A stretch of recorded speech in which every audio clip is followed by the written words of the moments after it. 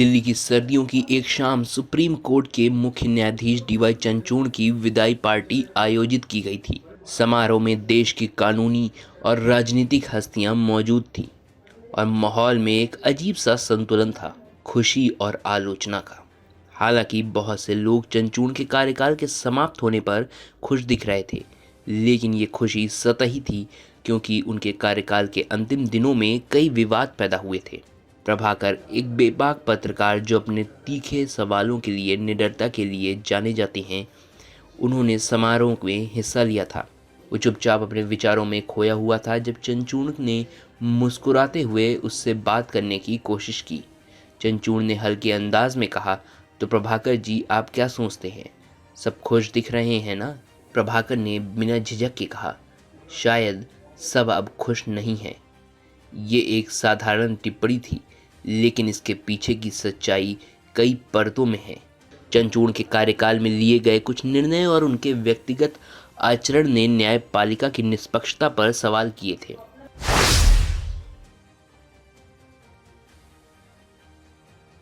चंद्रचूड़ को भारतीय न्यायपालिका में उनकी कानूनी सूझबूझ और तेज तर्रार फैसलों के लिए जाना जाता था। उन्होंने कई महत्वपूर्ण मामले में निर्णय दिए जिसमें संविधान, अधिकारों और स्वतंत्रता के मुद्दे शामिल थे। लेकिन उनके कार्यकाल के अंतिम महीनों में कुछ निर्णयों ने लोगों के मन में संदेह पैदा कर दिया कि क्या मुख्य न्यायाधीश वास्तव में धर्मनिरपेक्ष और निष्पक्ष थे।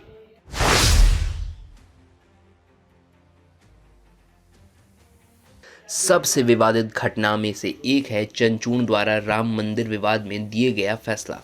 अयोध्या में राम मंदिर बाबरी मस्जिद विवाद दशकों से भारत के राजनीतिक और सामाजिक ताने बाने का अहम मुद्दा बना रहा। 2019 में सुप्रीम कोर्ट ने सर्वसम्मति से फैसला सुनाया कि विवादित जमीन राम जन्मभूमि ट्रस्ट को दी जाएगी। ये फैसला संवैधानिक दृष्टिकोण से बेहद महत्वपूर्ण था, लेकिन चंद्रचूड़ का ये बयान कि उन्होंने इस निर्णय के लिए ईश्वर से मार्गदर्शन मांगा ने जनता को हैरान कर दिया। भारत एक धर्मनिरपेक्ष देश है जहां न्यायपालिका का काम संविधान और कानून के तहत होता है।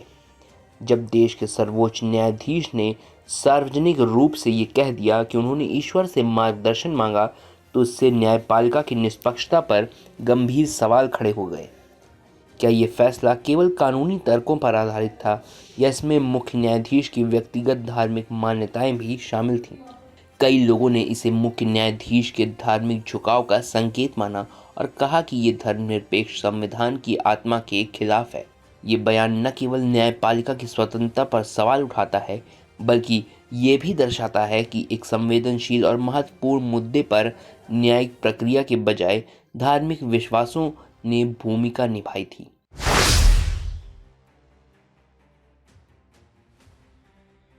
चंद्रचूड़ के कार्यकाल के दौरान एक और घटना ने न्यायपालिका की निष्पक्षता पर सवाल खड़े कर दिए थे। जब प्रधानमंत्री नरेंद्र मोदी गणपति पूजा के दौरान चंद्रचूड़ के घर आए, तो यह एक साधारण धार्मिक आयोजन से अधिक प्रतीत हुआ। सामान्यतः प्रधान न्यायाधीश और प्रधानमंत्री के बीच इस प्रकार के संबंध सार्वजनिक रूप से देखे जाते हैं।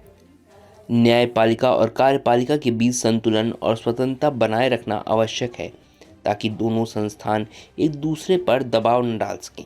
प्रधानमंत्री का चंद्रचूड़ के घर पूजा के लिए जाना एक विशेष संदेश देता है। ये देश की जनता के मन में ये सवाल पैदा करता है कि क्या न्यायपालिका स्वतंत्र है या फिर वो सत्ता पक्ष के लिए झुकाव रखती है।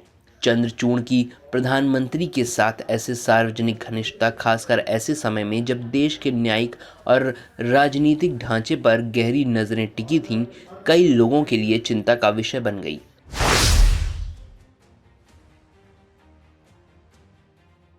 प्रभाकर की टिप्पणी शायद अब सब खुश नहीं हैं, इस बात की ओर संकेत थी कि देश में अब न्यायपालिका पर पहले जैसा विश्वास नहीं रहा है। एक समय था जब लोग सुप्रीम कोर्ट के निर्णयों को संविधान और न्याय के सिद्धांतों पर आधारित मानते थे, लेकिन चंद्रचूड़ के कार्यकाल के अंत में ये विश्वास हिलता नजर आया।